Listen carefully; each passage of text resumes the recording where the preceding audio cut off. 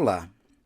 Em um vídeo anterior da série Paratitla Leituras de Direito Romano, número 4, eu abordei rapidamente a distinção entre ius civile, ius gentium e ius naturale. Aliás, nas Institutas Justiniano, o ius naturale em primeiro lugar.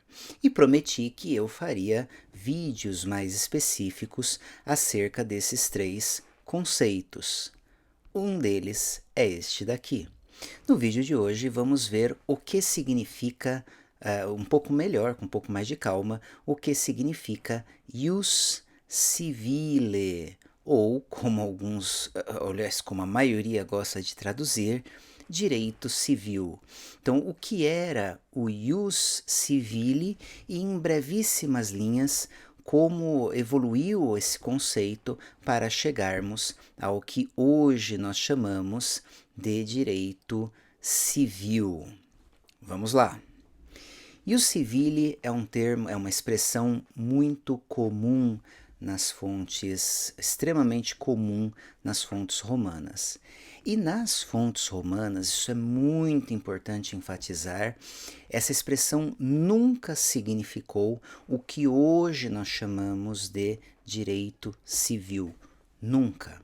O que os manuais hoje chamam de direito civil nunca foi equivalente ao ius civile romano. Aliás, esse termo civile normalmente causa dificuldade. Aliás, em direito civil, quando dou aula de direito civil para os alunos no primeiro ano, os termos civil parece algo muito estranho para eles. Civil ou o civile vem da onde? Civis significa cidadão. Então, ius significa direito. Então, ius civile seria algo como o direito dos cidadãos. Ius civile, ou direito do cidadão. Ou, falando um pouco mais direto, o direito romano. Agora vejam, civis, eu posso traduzir como cidadão. Só que eu tenho que observar e tomar muito cuidado que cidadão hoje é algo um pouco diferente. A nossa Constituição, nosso sistema constitucional de 1988, diferencia o nacional do cidadão, enfatizando a questão do exercício de direitos políticos. Então, cidadão brasileiro, a ideia de cidadão hoje não é a mesma coisa que, não é exatamente o que era cidadão em Roma. Se for para fazer paralelos, cidadão em Roma equivalia ao que hoje nós chamamos de nacional, ou, se preferirem, brasileiro. Então, o cidadão em Roma era o brasileiro hoje, o nacional, aquele que tem nacionalidade brasileira, com ou sem o exercício de direitos políticos. Então, o tal do ius civile era o direito dos nacionais, ou o direito dos romanos, o direito do... Aqui não é tão preciso, mas o direito dos romanos seria melhor, mas seria o direito do povo romano, ou, talvez melhor, o direito da nação dos romanos. Então, essa ideia do civis, porque o civis também é um termo em latim que ele pode indicar seja o individual, que é o cidadão, mas também pode indicar o conjunto de cidadãos romanos, o conjunto de nacionais,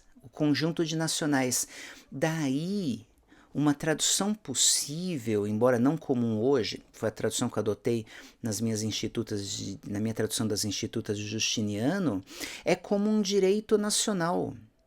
Então os romanos falavam em ius civile como hoje nós falamos o direito nacional. Então eu digo hoje, numa peça, num trabalho, porque o nosso direito, o direito nacional reza que tal coisa, ou dispõe que tal coisa. Se eu estivesse escrevendo em latim na Roma Antiga, eu diria o ius civile. Então, esse direito dos romanos, assim como o direito nacional nosso, é o direito dos brasileiros. É claro que não se aplica só a brasileiros, mas é o direito da nação, do Estado brasileiro. Contudo, então, em princípio é isso. Ius civile seria como se fosse o direito nacional, o direito dos romanos. Contudo, é interessante que nas fontes a expressão ius civile por vezes aparece com um sentido mais restrito. Então nós temos um sentido amplo de ius civile, que é esse, que é o direito nacional, abrangendo todas as fontes do direito, e um sentido, principalmente as fontes do direito escrito, e um sentido mais restrito de ius civile, que se contrapõe ao chamado ius honorarium, que era o direito dos pretores. Então, isso, por exemplo, esse sentido mais restrito, ele aparece no digesto. Para quem tiver a tradução do Vasconcelos, veja o digesto 117 Principium. Depois eu explico em outro vídeo como se consultar a partir dessa referência por números, mas eu vou colocar aqui na tela. Então, 117 Principium. Essa noção restrita de ius civile, esse direito nacional, ele abrangia, aqui eu coloquei na tela a tradução do Vasconcelos, não a minha, então é um pouco diferente disso que eu estou dizendo, mas abrangia as leis, os plebiscitos, os senatos consultos, as constituições imperiais e a jurisprudência. Então ficaria de fora aqui o direito não escrito, que é o costume. E ficava de fora o edito dos pretores, que aparece no fragmento seguinte, 118 do digesto, que correspondia ao ius honorarium. É muito interessante nas fontes romanas essa dinâmica entre o ius civile, o direito nacional em sentido estrito, e esse ius honorarium. Isso vai ser tema de um vídeo à parte, mas essa atividade dos pretores era uma atividade essencialmente processual. Mas nessa atividade processual, eles acabavam com as suas interpretações transformando, adaptando, adequando o ius civile.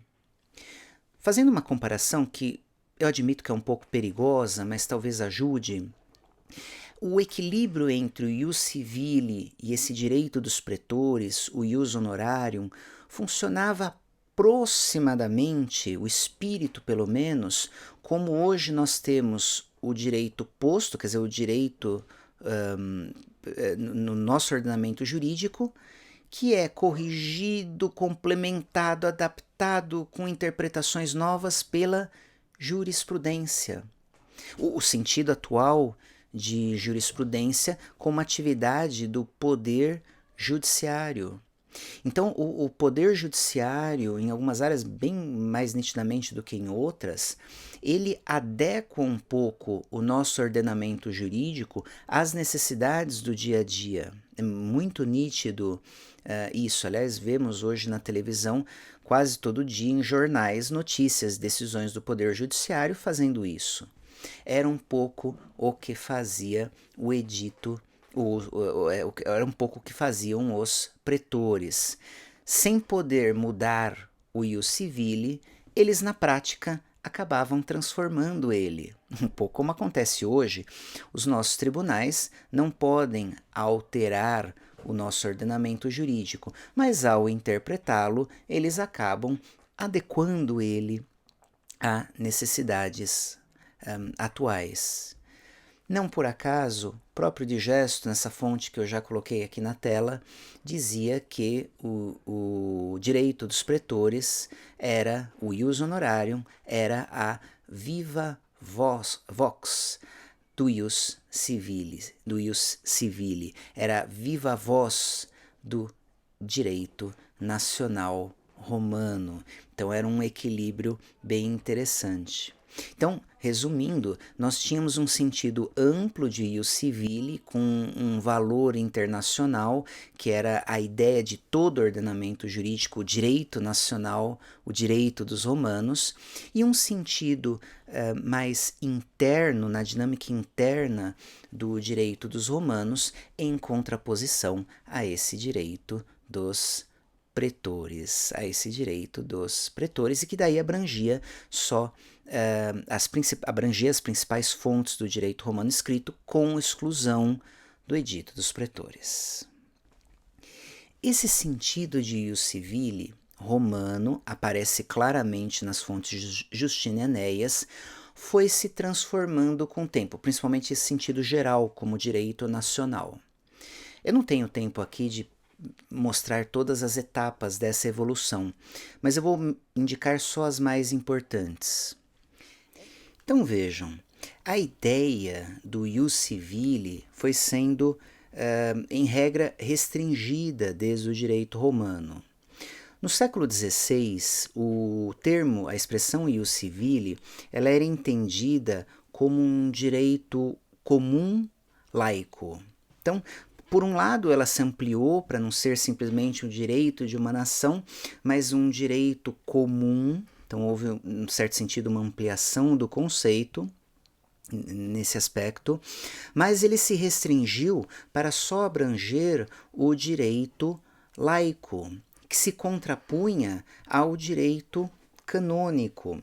Então, o ius civile era o direito comum laico que se contrapõe ao direito canônico. Então já é uma ideia diferente do ius civile romano, simplesmente como direito nacional. Mais um salto. No século XIX, essa ideia restringe para finalmente só abranger o direito privado. Então vejam, foi em regra só a partir ali do século XIX que começa a ficar mais nítida a restrição do termo ius civile para as normas ou para o direito privado, para o direito que rege as relações entre particulares. Até então, a ideia de ius civile abrangia o que hoje nós chamamos de penal, constitucional, administrativo, processual, áreas nobres ou típicas do direito público. No século XIX, essas áreas começam a se destacar. Ius civile, a expressão ius civile, começa a se associar mais com um direito que rege as relações entre privados, entre particulares. Mais uma restrição. No século XX, começa a acontecer, não que não acontecesse antes, mas começa a acontecer nitidamente um fenômeno. Bom, por um lado, o termo ius civile começa a aparecer quase sempre traduzido por, aqui no Brasil, direito civil. As primeiras obras que usam o termo direito civil aqui no Brasil são da década, em regra de trabalhos procuram sistematizar esse ius civile, mas falando em direito civil, são da década de 1850. Mas mais nitidamente no século XX, começou a haver uma restrição maior dessa área do direito privado com a exclusão de alguns temas. Então, alguns temas de direito privado, foram surgindo ramos do direito privado destacados do direito civil. Por exemplo, o que antes se chamava de direito comercial, hoje direito empresarial, se destacou nitidamente, foi destacado nitidamente do direito civil. Mais recentemente, o que nós chamamos, isso bem mais recentemente, o que nós chamamos de direito do consumidor, também é uma área de direito privado, também regula relações entre particulares. Uma relação de consumo ela é estabelecida entre fornecedor e consumidor, uma relação entre particulares, mas ela se destaca aqui no Brasil do direito civil. Então, áreas foram sendo tiradas do direito civil e o direito civil passou a ser a área que regulava, ou que trazia o direito laico privado residual, ou seja, o que não é abrangido por áreas específicas.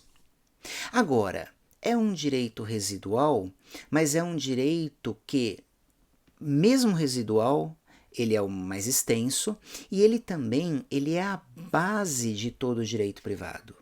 Então essas áreas que se destacaram do direito civil, elas se destacam, mas elas ainda continuam tendo por base o direito civil.